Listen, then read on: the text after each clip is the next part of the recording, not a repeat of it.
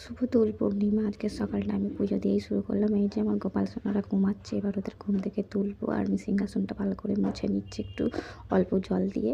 এই যে এবার ওদেরকে ডাকবো, ওদের হাততালি বাজিয়ে ডেকে তুলে এই যে এতগুলো রং নিয়েছি, ফুল মিষ্টি সব নিয়েছি। আজকে পূর্ণিমা তো একটু ভালোভাবে আমার গোপাল সোনাদের পুজো দিতে হবে, তাই জন্য ওদের উঠিয়ে পড়লাম। এই যে ওদের নতুন দুটো জামা, ওদের স্নান করিয়ে দিচ্ছি। স্নান করিয়ে একটু রং মাখিয়ে আবার একবার স্নান করিয়েছি। এই যে মুছিয়ে দিচ্ছি।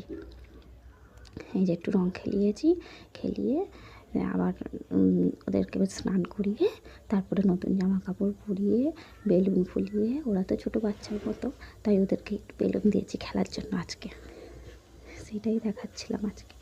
এই যে ওদের মুছিয়ে দিলাম ভালো করে, জামা পরিয়ে নতুন জামা পরিয়ে বেলুন ফুলিয়ে বসিয়ে দিয়েছি, ওদের সিংহাসনে বসিয়ে দিয়েছি। এবার আমি সিংহাসনটা ফুল দিয়ে সাজাচ্ছি। এই যে রং রেখেছি একটু সামনে, আমার মা তারা মাকে ফুল দিলাম, সবাইকে ফুল দিলাম। আর বড় মনসা গাছের কাছে আমাদের এই বড় থালাটা নিয়ে যাবো, এই ছোটো থালাটা এখানে রেখে দেবো। আজকে একটু হোলি, সব দিকে রং ভালোই লাগে। এই যে প্রদীপে তেল দিলাম, মিষ্টি দিলাম, ওদের ভোগ দিলাম, প্রদীপটা জ্বালিয়ে নিয়ে এবার আরতি করব, ধূপ জ্বালবো।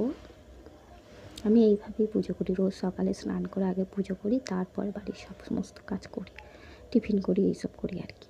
এই যে ধূপ দেখিয়ে দিলাম, এবার আমি শাঁখটা বাজিয়ে নিচ্ছি। আর এই ঘরটা আমার দেওরের ঘর, এই ঘরটাই আমাদের দোকান আছে, মানে সব রকমের সব জিনিস পাওয়া যায়, দোকান ঘরের মতন হয়ে আছে এখন। এই যে আরতি করে নিলাম, ওদের ভোগ দেখিয়ে দিলাম। এই দেখো আমার গোপু সোনাদের কী সুন্দর দেখাচ্ছে, রং খেলেছে ওরা, আমার শুন্টু কুন্টু কী ভালো লাগছে দেখতে।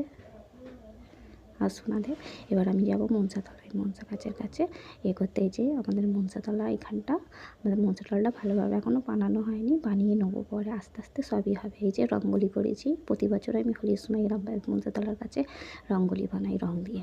এই যে ঠাকুরের এখানে, এই যে এবার আমি বলছি হ্যাপি হোলি সকলকে।